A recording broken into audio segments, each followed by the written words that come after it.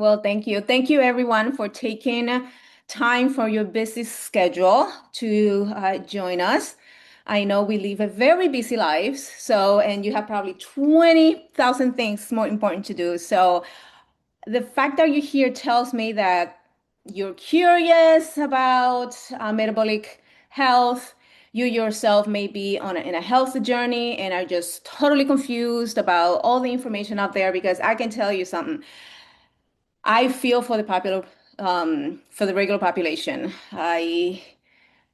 You hear one thing today, something else tomorrow. One day fat is bad, the next day fat is good. Um, Sugar is the devil, then sugar is not the enemy. Meat will kill you, plants will kill you. Oh my God, so much information out there. And I absolutely felt trapped with all of the noise. A little bit of personal background. I have a PhD in yo-yo dieting. You name the diet, I have done it. And so that gives me a lot of power to teach you what I'm going to teach you.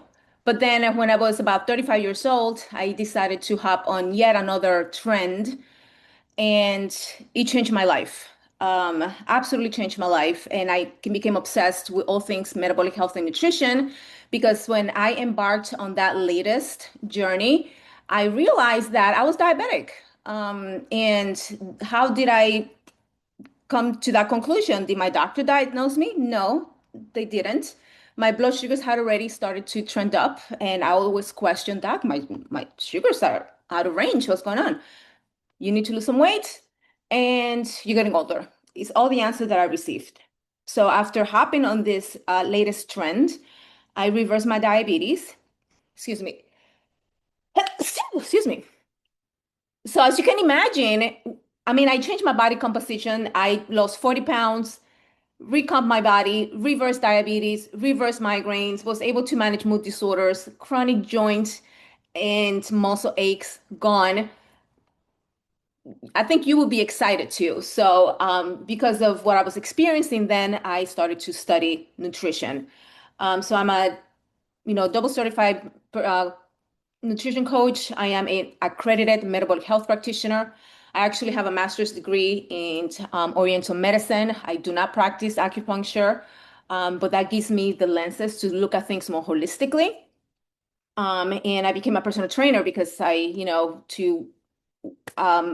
you become passionate about metabolic health, you have to care about exercise as well.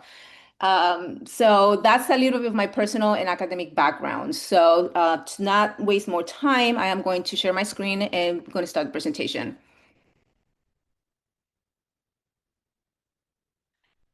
But before we go there, something that I neglected to tell you, I just mentioned that my background, that I became obsessed with metabolic health after I started this new trend. That trend is no longer a trend anymore. I think it's actually dying down.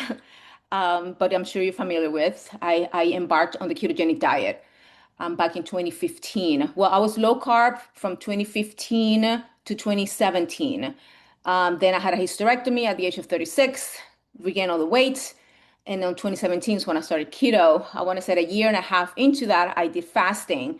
And then a year after that, I tried carnivore. And then I just started in 2020, right after COVID, 2020, 2021, I stopped the ketogenic diet and introduced carbs back into my life. I regained a lot of the way back because at that point, I was still looking at things through the paradigm of low carb. So I took the time to learn nutrition from the regular lens. And I think that's actually one of the things that sets me apart as a nutrition coach and metabolic health practitioner because I can see both sides. I see the low carb spectrum and I see just the traditional nutrition lens that most of us are familiar with. And once I understood that keto is not the only way to lose weight, that keto is not the end all be all of health and wellness as I thought it was, because I was very much the keto evangelist when I dabbled into keto. It was keto, low carb, ketones, and nothing else. You could not prove me wrong. until keto stopped working. And then I had to learn about what was going on with my body. And now I'm very passionate about saying that keto is an amazing tool, but one as a lifestyle is kind of hard to sustain. And it can actually be not the best approach um, if what you want is metabolic flexibility. I'm going to just take a quick glance. Okay, awesome. So we're going to get started. Metabolic flexibility, understanding how the body utilizes energy to avoid falling into diet dogma. And again, I come from my personal experience. I was very dogmatic about diets. It was keto or nothing for health. These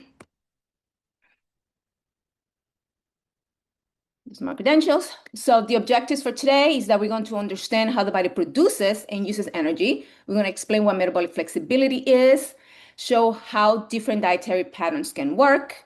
I'm sure you know somebody that has been a vegan, vegetarian, and it works beautiful for them. And you've probably met people that have done keto, low carb, carnivore. It works beautiful for them. So that alone shows you that all dietary patterns can work.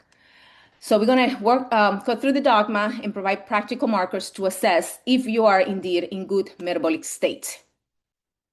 Many approaches work: low carb, low fat, carnivore, plant-based, keto, Mediterranean, fasting, calorie restrictions.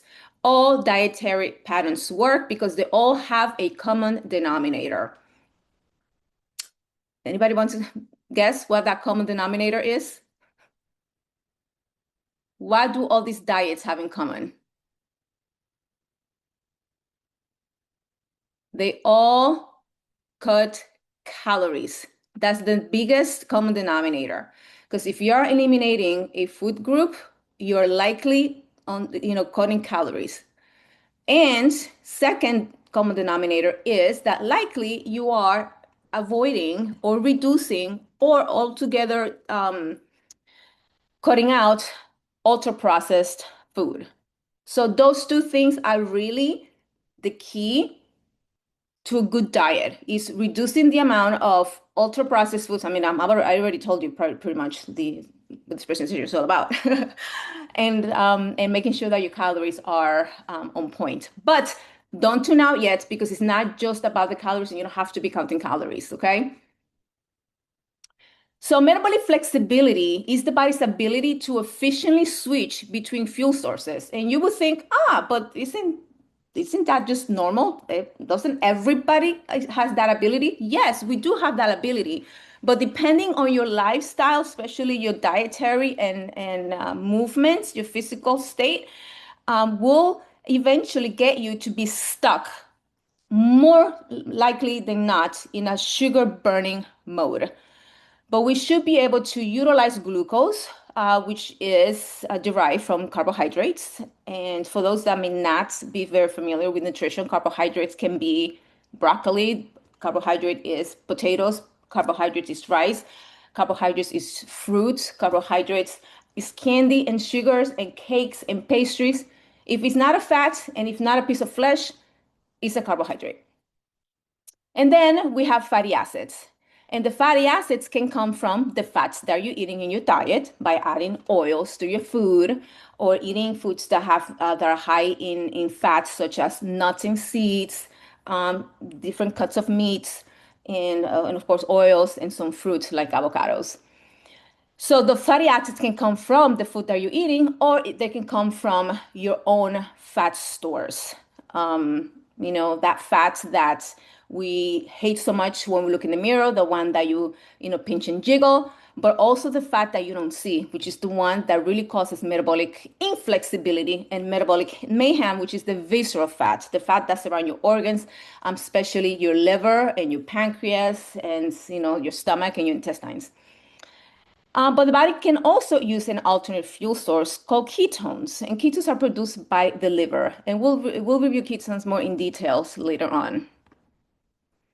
So why does metabolic flexibility matters? Well, have you ever been at work and at 2 o'clock in the afternoon, suddenly you have this urge to go for a snack? Do you have this urge to grab a cup of coffee? Do you have this urge after meal to take a nap? That's a sign of metabolic flexibility. The ability to have stable energy without those dips. Those dips in energy, my friends, are not normal. We have normalized them, but they're not normal. You should be able to have steady energy throughout the day. And having good metabolic flexibility is what dictates that.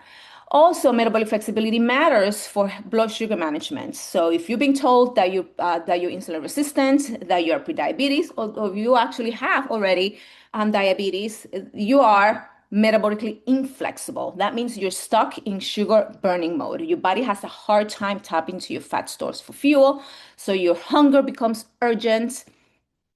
It's like you get hangry.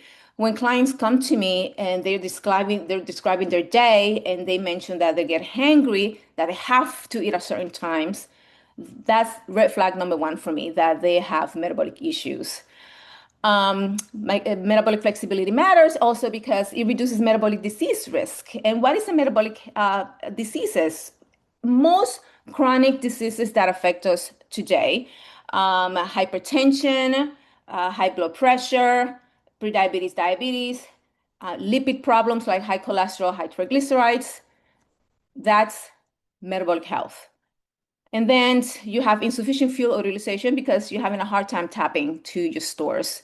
And then resilience to different eating patterns. What does that mean? That all of a sudden, when you were able to eat all the carbohydrates in the world, now just looking at a piece of potato makes you gain weight. So that means that you have become glucose intolerant because of metabolic inflexibility. So let's dig a little bit. Let's go a little bit deeper into how the body utilizes energy. And I'm going to assume, because you are members of Alternative Balance, that you are very educated in health and wellness. So you probably have heard of the word ATP. ATP is simply the energy currency of the body. It's what the form of energy that the body uses to process things. All cells require energy in the form of ATP. Every single action in the body requires ATP. And ATP is produced in the mitochondria of every cell. And the mitochondria is just the powerhouse, it's the factories of every cell. And then this mitochondria would convert the nutrients into cellular energy. So healthy mitochondria equals healthy metabolism. So we have to mind our mitochondria. Mitochondria, like I said, is the powerhouse, the factory, the furnace of every cell. It converts glucose and fatty acids into ATP. Like I said, glucose comes from carbs, fatty acids come from fats. And it regulates oxidative stress. It controls metabolic signaling, and dysfunctions can impair energy production. Now, once in the mitochondria, let's say you eat a meal that's balanced. You have fats, you have carbs, and you have proteins. Not all those nutrients get into the mitochondria and be oxidized at the same time. There's like kind of like a competition going on. Fat oxidation will suppress glucose oxidation, and glucose oxidation will suppress fat oxidation. And this is such a smart way for the body to just maintain its health, to protect itself, to prevent overload. When we overload the mitochondria with too much nutrients at the same time, especially competing nutrients like fats and glucose, it overstimulates and it overloads the mitochondria. So that's why the body tightly regulates it's called fuel partitioning. What is the mitochondria going to let in first to be metabolized as energy? Because it wants to protect itself. So by doing this, it regulates energy balance, and this prevents overproduction of ATP and reactive oxygen species, which is how, in the long run, the mitochondria starts to get damaged, because it is unable to auto-regulate that balance because of overstimulation, of energy toxicity, if you will. We're just eating too much of both fuel sources. So metabolic overload is too much glucose or too much fat. When it's too much glucose, glycolytic, too much glucose overflows, and then too much glucose then will create you or the body to create triglycerides. And then those triglycerides will eventually end up in your fat cells. And then that's how you start to gain weight. And it also will cause oxidative stress. So too much glucose is not a good thing. But then too much fat also is not a good thing. You know, um, it can cause actually insulin resistance because it impairs insulin signaling. So metabolic dysfunction results from energy overload, not a single nutrient. So coming from the low carb space and thinking fat was the best thing on earth and all I had to do was eat a lot of fat and I'd be the healthiest person in the world, this was like shocking to me because I was just over consuming fat, not realizing that that alone caused me to be insulin resistant years later. Oxidative stress, is the mitochondria. Again, it is its job to generate ATP through the electron transport chain. You probably heard of it if you've done, if you studied any sort of, biology. So when nutrient supply exceeds the demand, electrons leak increases. Reactive oxygen species form, and then the mitochondria damage accumulates. So healthy mitochondria maintains the balance between energy production and oxidative stress. So when does metabolic dysfunction begins? Again, when we overstress the mitochondria, when we are eating too much energy, chronic overnutrition, and that can come from overeating calories or not mobilizing all those calories by being inactive. Also by having poor sleep and chronic stress, because that will make the body create more glucose, giving you even more nutrition in the form of glucose that you don't really need. And eventually you go down the road of insulin resistance. And 80 to 90% of our population, we are walking around with some level of insulin resistance. So chronic stress, and I want to emphasize this because I know a lot of people that eat healthy and they exercise and they're still suffering. And something that we neglect to really pay attention to is our levels of stress. Chronic stress increases cortisol. With high cortisol, the sympathetic nervous system activates, sending a message to the pancreas to release glucagon. And glucagon increases glucose production at the liver, increases blood sugar levels in your blood, and then it causes a metabolic strain. So stretch management is therefore a metabolic intervention. When we're thinking about metabolic health and metabolic flexibility, it's not just the nutrition and it's not just the movement. Mind your stress. And as a side note, lack of sleep is one of the biggest stressors I see in our society. Just putting the note there. Now, glucagon is a hormone that we don't typically hear much of. We are so hyper focused on insulin when we think of metabolic health. But glucagon is a very important hormone to notate because it does mobilize energy. Its job is when insulin is low, either because you are eating low calories, when insulin is low because you're doing low carb, when insulin is low because you've been fasting, the body tightly regulates blood sugar levels. So when insulin is low, then its counter-regulatory hormone, glucagon, will start to do its job, which is to increase blood sugars, stimulates glycogen breakdown. One of the reasons why we store sugar in form of glycogen in our livers and in our muscles is for those times when we are having low blood sugar moments. It promotes gluconeogenesis, the formation of new glucose from other substrates such as amino acids, which is why another reason why I'm not a fan of not managing stress and overstressing and undersleeping. Because when the body realizes that it needs energy to help you survive that threat of stress, it will likely go through the gluconeogenesis cycle and oxidize amino acids. And then you start to lose your precious muscle mass instead of utilizing fat for fuel, which is what we ideally want. If glucagon wants to move something around, I want it to be fatty acids from those fat cells, not amino acids from my muscles. We want to protect our muscles. So another reason why we need to mind our stress. So when that response happens, you prioritize mobilizing fat versus amino acids and lose your muscles. So glucagon is the one that's responsible for doing that. It also supports fat oxidation and increases ketone production. And that's my wheelhouse because I was the ketogenic queen for several years. And then glucagon ensures that energy is available because glucagon can be also regarded as a stress hormone. Because again, your blood sugars are low. The body needs glucose at every time of the day to keep, even when you're sleeping, the body needs a certain level of glucose in the body. So going too low is an emergency, if you will, and glucagon then gets upregulated. So sometimes we look at glucagon as a stress hormone, especially when we abuse it like we do in a low carb lifestyle. Again, if we do it just for normal, hormetic responses, like when you're sleeping, you're not eating, that's normal. It's just part of physiology. But when we abuse that system, it can become a problem.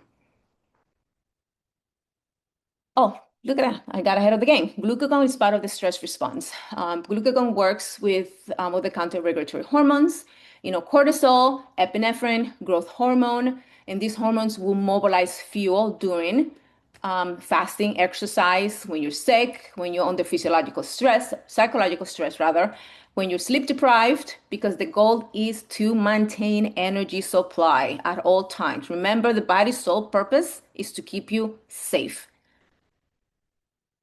So glucagon remains elevated. If glucagon remains elevated, then the liver continues to produce glucose. So your fasting blood sugar rises. And this contributes to insulin resistance, type 2 diabetes, and fatty liver disease. So another reason why we need to mind glucagon, even though we always focus on insulin, and that's the most popular hormone that you will hear of when you are following people in the low carb space or in the functional health space or metabolic health space. But let's do talk about insulin because it is really important to talk about insulin because that is, statistically speaking, again, only 12% of the population are metabolically healthy. So that means that 80 plus, 90 plus percent of the population have some level of insulin resistance and not just diabetes. Okay. You can be insulin resistant for years and not cross that bridge, like I call it, of diabetes, depending, of course, in genetics and other factors. But most of us are walking around with some level of insulin resistance. And physiologically speaking, as female, as we get older, as we start to go through that perimenopause transition, we become insulin resistant just by nature, just by the mere act of aging. We're not even asking for it, it's going to happen. So understanding that too should alert you that when you hit that stage in life, midlife, you really have to mind your insulin because you become insulin resistant naturally just by going through that transition in life. So insulin is a hormone that's released by the pancreas. Glucagon also is created by the pancreas. It's like one little island divided in two. Think of it as the Dominican Republic and Haiti. I'm from the Dominican Republic, by the way. So it's like one side you have Haiti, one side you have the DR. Same thing with insulin. One side you have beta cells, and the other side you have the alpha cells. The alpha cells produce the glucagon, and the beta cells produce the insulin. And insulin helps glucose enter the cells. You'll hear this analogy a lot, like the lock and key. So insulin is the key that opens the lock for the glucose to enter the cells, so that the cells can go to that energy can go into the mitochondria, and the mitochondria can do its job and produce ATP. It also promotes glycogen stores. Glycogen is just a storage form of glucose. And you find those in the liver, and the liver stores very small amounts of it. And then the biggest bucket of storage for glycogen is your muscles.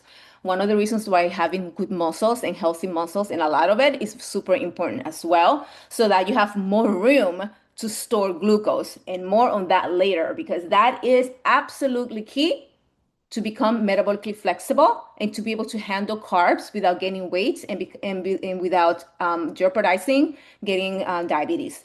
Okay, muscle. And it also regulates fat metabolism. In the presence of high insulin, you are in what you'll hear people say fat storing mode because you're in the fat state.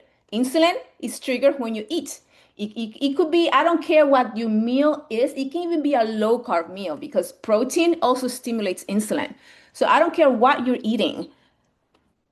Insulin, every time you eat, insulin will be called upon to shuttle that energy out of the blood. So also think that, keep that in the back of your mind at all times to understand how the body's utilizing energy so that you can tailor your eating lifestyle based on this understanding. So insulin will come up every time you eat.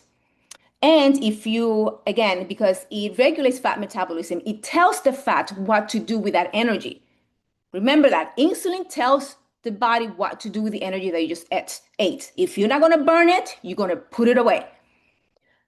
So essentially, it's harmful when it's chronically elevated. You want it to come up because it's a natural physiological response. Natural, not to be feared. But we want it to come up, do its job, and come back down. In a metabolically inflexible body, that does not happen. Insulin remains higher for longer. Sugar stays in the bloodstream higher for longer.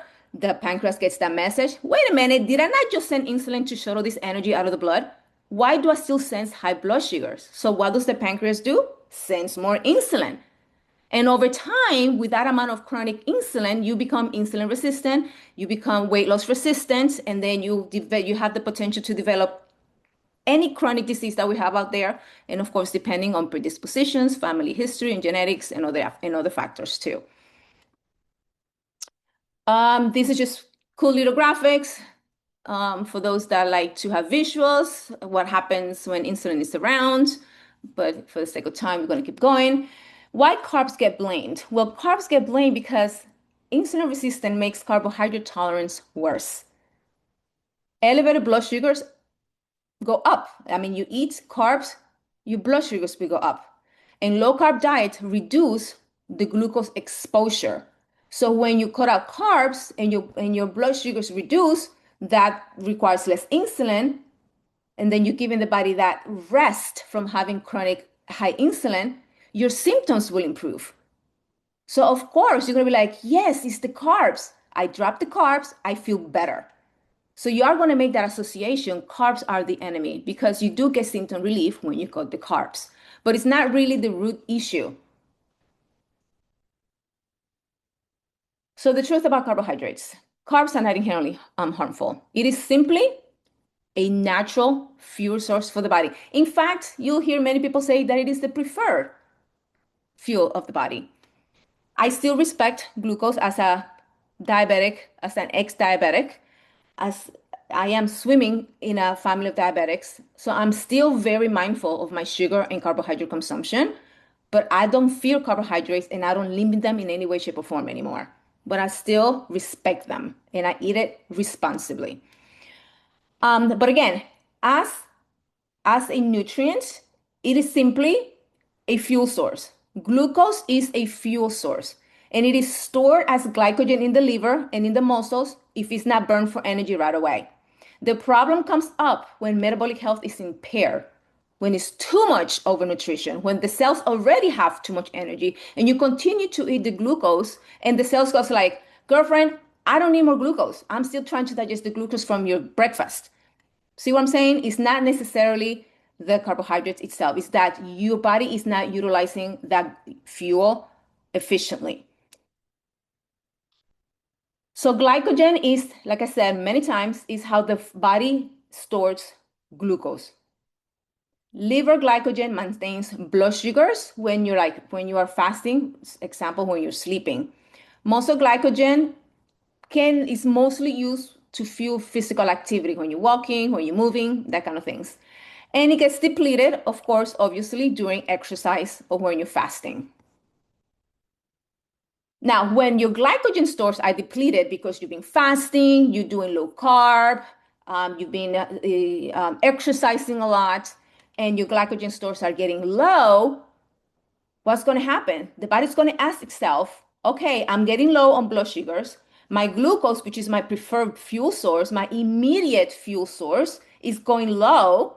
I need to start mobilizing more energy. It's almost like a stress response, but don't fear it. It's just a normal physiological response. So the body senses that. So now it's going to start looking for other fuel sources. And here comes fatty acids. So fatty acids are released from fat stores. They're oxidized in the mitochondria. It fuels during fasting and during low carb intake. And it's an important component of metabolic flexibility because we're not always burning all the energy that we're eating. We're always putting energy away. So if that is the case, we need to be able to pull away from the fat, from the cells that are just getting bigger and bigger and bigger. We need to be able and allow the body, give the body that opportunity to at some point pull energy out from the cells. We cannot be in this constant filling up the cells with energy. You fill it up, fill it up, fill it up, and then no opportunities to dump it. Just when we're sleeping is the only opportunity that we have to empty some energy because we're not eating while we're eating. Hopefully we're not eating while we while you're sleeping, that you're not getting up at 2 o'clock in the morning to eat. And then once that need increases of really low blood sugars, then the need for more fat oxidation increases. Now enters ketones. So low glycogen, low blood, first of all, low, the body senses low blood sugars, then it starts utilizing your glycogen stores.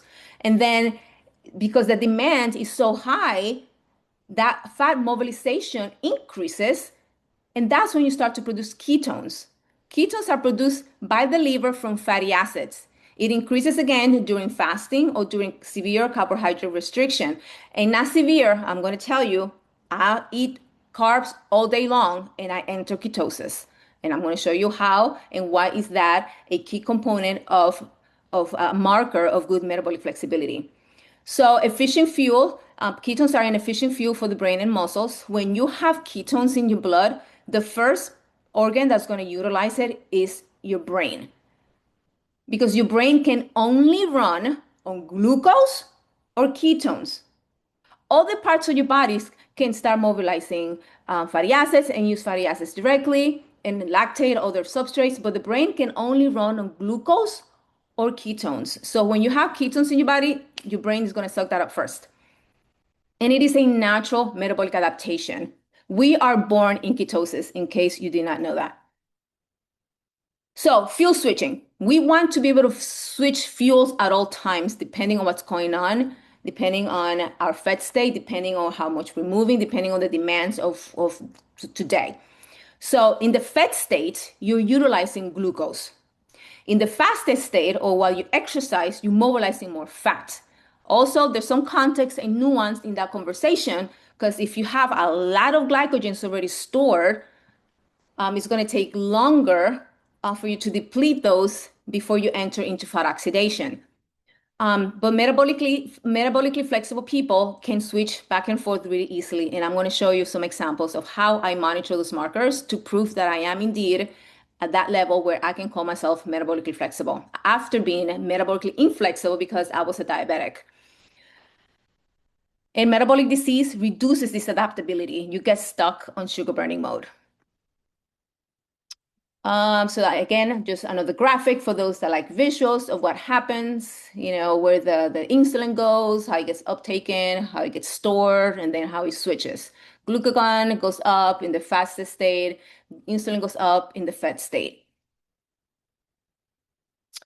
So over fatness or energy toxicity is what causes the metabolic inflexibility spectrum. So when you have more space in your adipocytes, in your fat tissue, when you still have space, you still have some level of flexibility. But once your fat cells are tapped off, that's when the body has no choice now to start storing fat and spilling fat into the organs. And if you have already a diagnosis of fatty liver, you know you are metabolically super inflexible because your fat stores are already tapped off. You always want to have room in your fat cells for more energy. Now, low carb diets, they are helpful for insulin resistance, yes, because they reduce the exposure of glucose, and then they lower insulin, and with lower insulin, then fat oxidation and ketone production can go up. Now, low fat diets, they reduce calorie density. which often increases carbohydrate intake but improve insulin sensitivity because it produces weight loss. So this can also improve metabolic health. So the key mechanisms for any successful diet without falling into diet dogma is your chosen eating style, your chosen protocol for health should meet these criteria. It has to improve insulin sensitivity. It has to reduce energy overload, energy overconsumption. It has to produce weight loss, and it has to improve mitochondrial function. And you need to be able to increase physical activity because all of that physical activity will help assist in all of the above. Muscle is super important. I already alluded to that a little earlier. Muscle is a major site of glucose disposal. If you don't have good, healthy muscles, your glucose can potentially stay floating in your bloodstream. The body does not like glucose floating in your bloodstream. The more muscle you have, the more insulin sensitive you become. The more you're supporting metabolic flexibility. You are protecting yourself against metabolic disease. And how do you build more muscle? How do you keep good muscles? You do resistance training. It builds and preserves muscle mass. It improves glucose uptake. It increases mitochondrial density. The more muscle you have, the more energy demand that muscle tissue needs, the more mitochondria is going to create. And the more mitochondria you have, the more energy you produce, which is going to translate into a higher metabolic rate. It's going to translate into you having more energy. So these are essential component of metabolic health. You cannot talk metabolic health without talking muscle. Now, this was a game changer for me. Game changer. I want to hone down on this particular slide because this is what changed my life. NEAT, non-exercise activity thermogenesis. This is the part of exercise, the bucket of exercise, because let me go back a little bit and talk about how the body burns energy.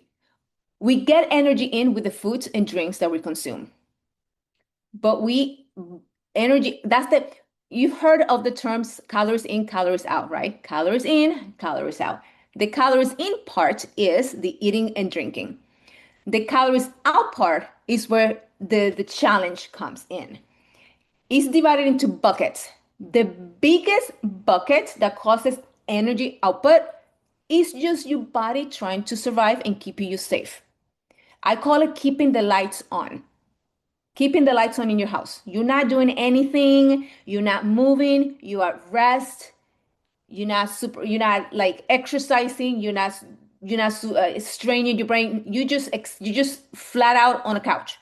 Your body's still burning a lot of energy, even though you're not doing much. That is called your basal metabolic rate. And depending, and again, on the health of your metabolism, it could be up to 45 to 55% of your calorie burn in a day is just dedicated to keeping you alive. And then the body also burns energy to digest and process the food that you eat. That's a different bucket.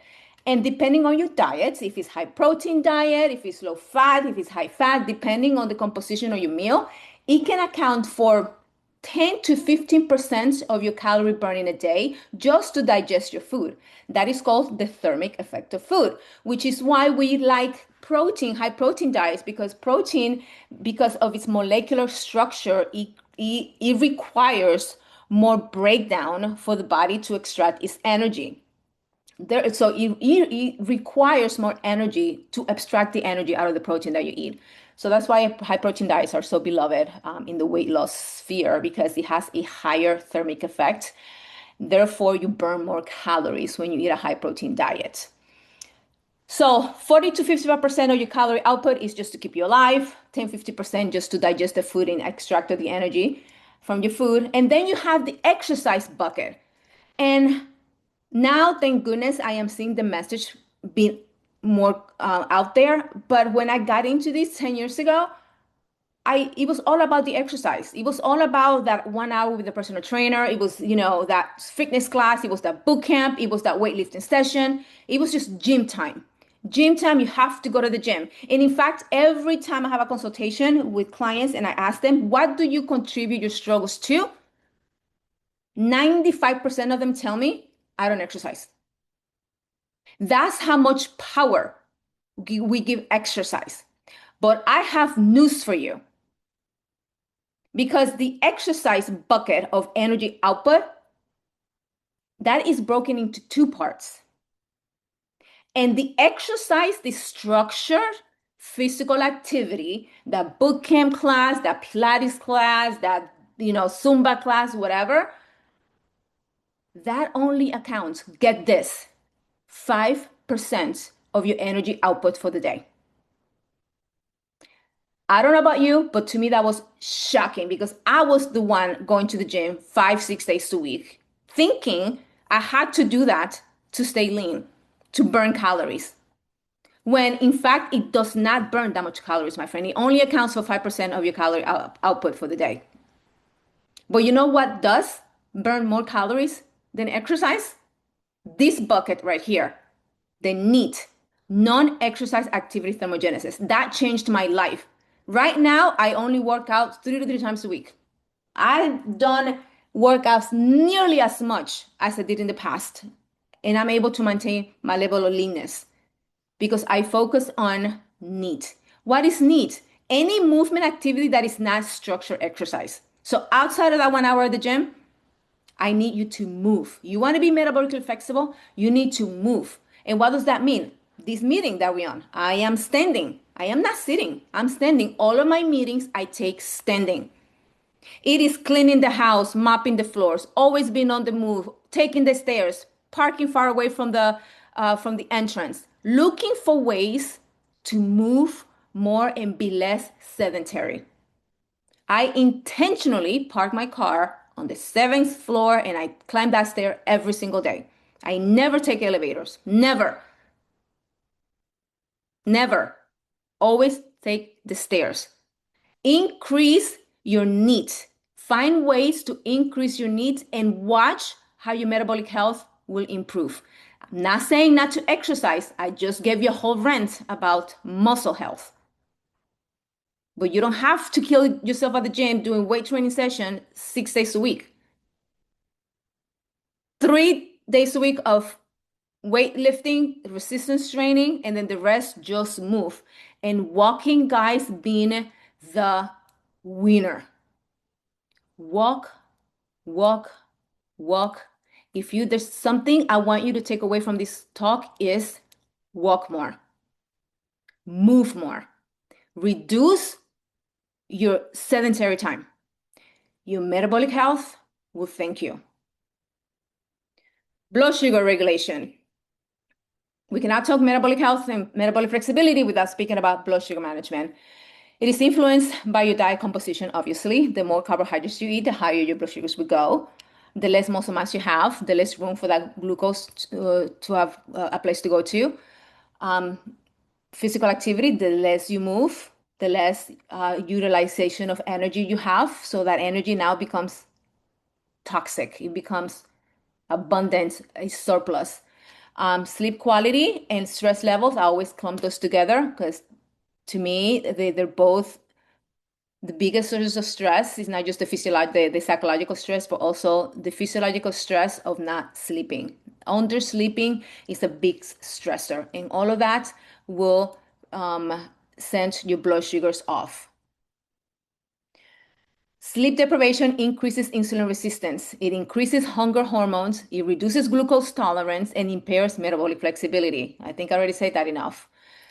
I already talked about that. So lifestyle factors that improve metabolic flexibility is resistance training, daily movement, quality sleep, stretch management, and nutrient-dense eating. It doesn't have to be perfect. Perfection not required.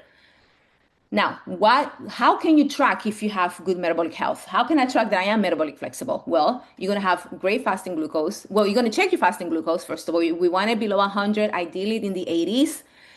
Fasting insulin, we want that in the single digits, ideally 6 and below.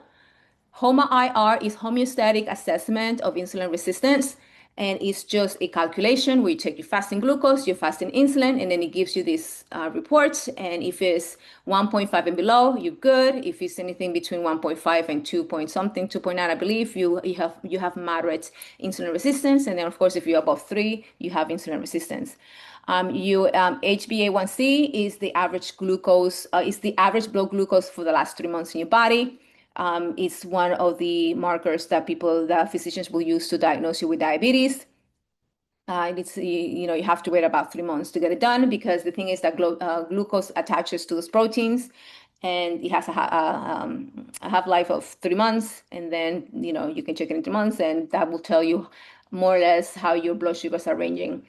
And then, of course, a huge one is your triglycerides to HDL ratio. You want your triglycerides to be below 75 and your HDL to be around the same. You want almost a 1-to-1 ratio of your triglycerides and your HDL. Those are all good markers of metabolic health, blood markers of metabolic health.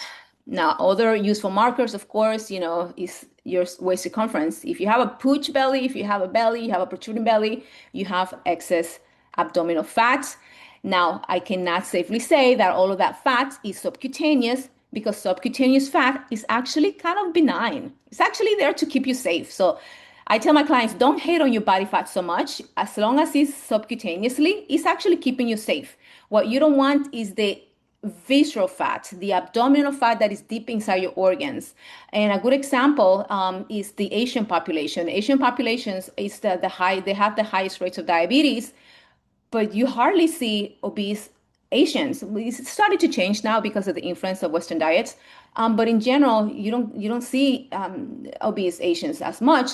But you will see that pooch. You will see that belly protruding, and that's visceral fat because genetically speaking, as Asians, they do have that predisposition of having low subcutaneous fat tissue. And so therefore, there's not a whole lot of room for that extra fat to get stored subcutaneously. So it has no choice but to go to the viscera. And that's why they have such high incidences of diabetes, because visceral fat affects the liver directly, and that's insulin resistance, diabetes for sure. So body composition as well, you can be skinny, but you can be skinny fat if you have more fat than muscle. So knowing your body composition is a must. Don't judge a book by its cover. Not all skinny people are healthy. Again, they can be skinny fat. Obviously, using a continuous glucose monitor, which I do as a pre-diabetic, and also gauging your hunger and energy levels. If you're having energy dips, if your hunger becomes urgent, you, my friends, have issues and work to do. So these are some blood sugars from myself, documented how, for example, in this picture to the left, I ate rice that day. Before I ate the meal, my blood sugars was 91. 30 minutes post-meal was 88, which means that, of course, because of the rice, the insulin response was rapid. So it lowered my blood sugars a little bit, just a few points, nothing drastic. But then, of course, I am eating carbohydrates. So it's normal for my blood sugars to go up. So they went up to 124. Then within 90 minutes, it was back to 102. 2 hours later, 106. So it was still a little higher than I like. But as long as your blood sugars are 2 hours post-meal are the same as your pre-meal number, you're good to go. With the sweet potato, similar picture there, how I was able to go back to normal blood sugar numbers after the meal. So that demonstrates that I have good metabolic flexibility because I'm able to eat carbohydrates and my blood sugars normalize 2 hours later. Now, ketones. I eat carbs all day long. I eat carbs at least, well, depending, because I do only tend to eat 2 meals a day, sometimes 3. But look at this example, a day full of carbs yesterday, and I'm in full-blown ketosis after my walk this morning. So eating carbs all day long, I go on a long walk, I come back, and I'm in ketosis. Why? Because the walk is long enough and strenuous enough where I'm depleting my glycogen stores. I'm mobilizing fat. And because my insulin is so suppressed, the mobilization of fat is so rapid that my body now produces ketones. That is the sign of good metabolic flexibility. The body is able to go bam, bam, bam. No glucose, low glucose, no issue. I'm going to go for fat. Not enough fat, let's start producing ketones. That's what you want the body to do. And I was able to sustain a 2.5 hour walk with no energy dips, great energy, great stamina, great pace. Why? Because my body is mobilizing energy. Even though I'm depleted on energy, my body is mobilizing energy while I'm walking. And that's what you want to do. People that are metabolically flexible, an hour into this walk, they would be saying, I need to stop. I'm feeling faint. I need energy. I need to eat. No, I can go. I mean, I've done half marathons fasted, half marathon fasted with just salt and water. And I did not hit the wall. Why? Because my body's able to switch fuel sources. No glucose, no big deal. I've got plenty of body fat to mobilize. And that's what metabolic flexibility is, being able to get energy from other substrates. Another validation, I use this machine. I have a lumen. A lumen will measure your CO2 in your breath and it will tell you if you're burning carbs or fats. So in this picture, the first one, your glycogen stores are depleting. I was burning fats. 85% of the energy I was using was from glycogen, from fats, because my glycogens were depleted. So using machines like this can also validate if your approach is adequate. This one, let's see, I did a 24-hour fast. But look, this is an interesting story because no food for 24 hours, you would think that my ketones would be higher, but they were only 0.4. We consider 0.5 and above official ketosis. So look at my blood sugars. They were pretty low, pretty steady. 24 hours, no food. You would think, wow, you should have a lot of ketones. But what happens? Fasting is a stressor. So what happens when your body stresses?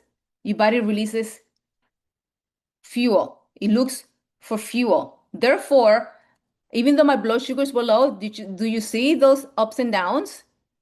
That's my body fueling itself with glucose that my liver is producing. So because my glucose is higher, because it's a stress, fasting is a stressor, it was keeping my ketones low. So I only got a 0.4 ketones while I was fasting. I get higher ketones while eating carbs than when I eliminate carbs altogether because fasting is a stressor. So you got to think about what are the levels of stress. Am I a high stress person to begin with? You might want to mind your fasting, okay? Because then you're not really going to reap the benefits of metabolic flexibility by doing the fast. And you may actually lose weight, but that's because you're catabolizing your muscle. Remember, when the body feels stress, it's going to default to gluconeogenesis if you're fasting, which is using your amino acids versus mobilizing fats and using the fats and creating ketones. So when I'm exercising, look, I'm burning fat, not a whole lot of ketones, but I'm burning fat because I'm exercising. And this is eating carbs, guys. I eat carbs. All right. So I wake up burning mostly fat. I have bread and butter before my walk. I go on my walk, boom, burning ketones by the time I come back. Even though I ate breakfast and it was a high carb breakfast. Why? Because I'm mobilizing energy. I'm depleting my glycogen stores, and then my body's mobilizing glycogen, fats to create glucose and to continue to feed me fueled. If the demand is dire, because again, these walks are 2.5 hours to 45, sometimes 3 hours, then my body's going to start going to ketone production because it's a long walk. So little ketones when I woke up in the morning, 0.2. I had a protein shake before my walk. I went on my walk, came back 1.1 ketones. Again, because I'm depleting my glycogen stores. So the body can use multiple fuel sources. So no single diet works for everyone. Metabolic health determines food tolerance. If you want to be able to tolerate glucose, you don't want to abuse it. Focus on flexibility rather than restriction. So avoid diet dogma, support mitochondrial health, build muscle, move, prioritize sleep and stress management. Metabolic flexibility allows people to personalize nutrition without fearing a single micronutrient. The goal is not dietary camps, it's restoring mitochondrial health.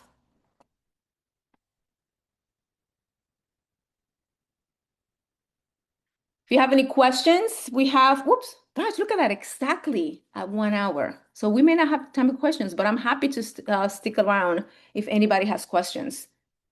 Like there's a question in the chat there. What is the role of fiber in the metabolic health? Oh, sugar management, blood sugar management. Great question. Thank you. Um, Great question. Fiber would feed the good microbes in the gut. With good microbes, your blood sugar management is optimized. With good blood sugar management, you don't have the dips in energy. So therefore, you eat less and you can maintain a healthy weight. In terms of weight loss, there's many other benefits of fiber, of course. Fatty acids, short chain is the production of short chain fatty acids, which will feed the gut. It will seal and keep the gut sealed. To prevent things to get into your bloodstream because our gut lining is the only barrier that we have, protecting what comes from the outside into our bodies. So yes, we want to protect our gut for sure. Let's see, hold on. So what is the role of fiber? Thanks for how does menopause fit into metabolic health? With declining estrogen, we become insulin resistant without asking for it. And then pair that up if you already have that predisposition, or if you already come into that transition time with a level of insulin resistance, you just asked for more trouble. So it plays a big role. So that's why we become more glucose intolerant when we are in that transition in a woman's life because of the withdrawing estrogen. So it's not that suddenly, carbs that you suddenly stopped tolerating carbs and looking at carbs make you fat. It's physiology. It's physiology. We become more insulin resistant because of the decline in estrogen, and estrogen and cortisol have this love-hate relationship. And without estrogen keeping cortisol, in check, then and that's also why we start to increase our belly fat because again, the influence of cortisol tends to want to store fat in your belly. So that's why you become more insulin resistant, and the weight that you are going to gain is going to be typically more so in your abdomen, unfortunately. Thank you so much for being with Oh, us. my pleasure, my pleasure. I used to do one-on-ones. I don't do one-on-ones anymore. All I do are consultations. So I'm open to if you want to book a consult. I only work on Saturdays, and you can reach me via email or text. Perfect. Awesome. Thank Thank you you so guys. much again. Thank you for the opportunity.